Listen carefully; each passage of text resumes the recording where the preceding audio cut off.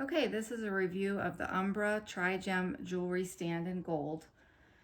I love this stand because it's very sturdy. The bottom has a nice rubber kind of foam, so it doesn't slide real easy.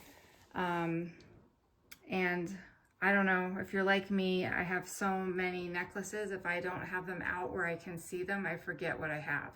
So I love that I can see visually, and you can get so many necklaces on there.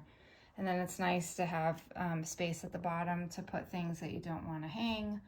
And you know, the only bummer thing, I don't know how you avoid this, but if you're trying to get something way over here, you know, you have to go through all of your stuff, which is not a huge deal.